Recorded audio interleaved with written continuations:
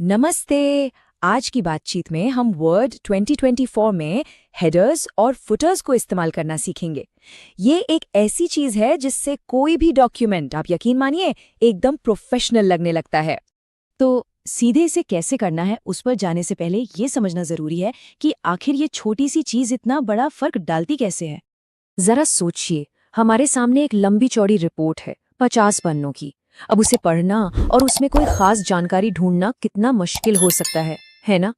पर मजे की बात यह है कि इसका एक बहुत ही आसान और शानदार हल हर पन्ने के ऊपर और नीचे ही छुपा हुआ है।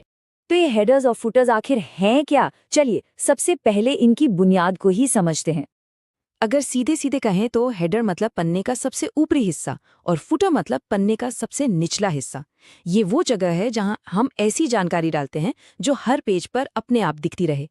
तो इनमें डाला क्या क्या जा सकता है? आमतौर पर लोग पेज नंबर, डॉक्यूमेंट का टाइटल, तारीख, कंपनी का लोगो या फिर लिखने वाले का नाम डालते हैं। इससे होता यह है कि पूरे डॉक्यूमेंट में एक जैसी जानकारी दिखती है और वो बहुत ऑर्गेनाइज्ड लगता है। ठीक है, थ्योरी तो बहुत हो गई। अब असल में करके देखते हैं कि ये जानकारी किसी डॉक्यूमेंट में डालते कैसे हैं। ये बहुत ही आसान है, सच में। बस 3 स्टेप्स हैं। सबसे पहले ऊपर इंसर्ट टैब पर क्लिक करना है और हेडर को चुनना है। वहां पहले से बने हुए कई स्टाइल नजर आएंगे, जो भी अच्छा लगे उसे चुन लें। बस अब जो लिखना है वो टाइप करें और फिर close header and footer button पर क्लिक कर दें। हो गया। और सबसे अच्छी बात जानते हैं क्या है? फुटर जोड़ने के लिए भी बिल्कुल यही तरीका अपनाना है। कुछ भी नया सीखने की जरूरत नहीं है ना, एकदम आसान।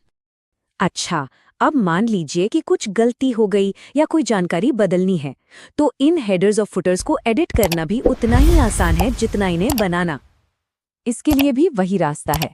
इंसर्ट टैब पर जाना है, हेडर पर क्लिक करना है और इस बार एडिट हेडर को चुनना है।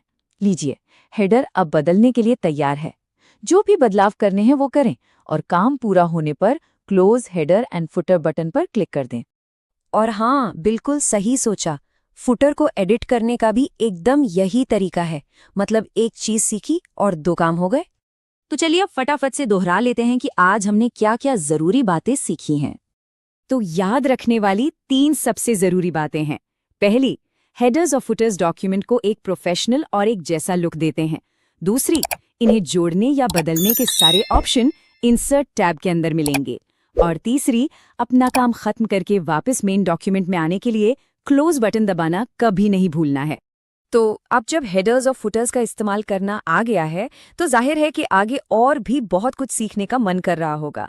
वर्ड 2024 का ऐसा कौन सा फीचर है जिसके बारे में आप जानने की सबसे ज्यादा उत्सुकता हो रही है?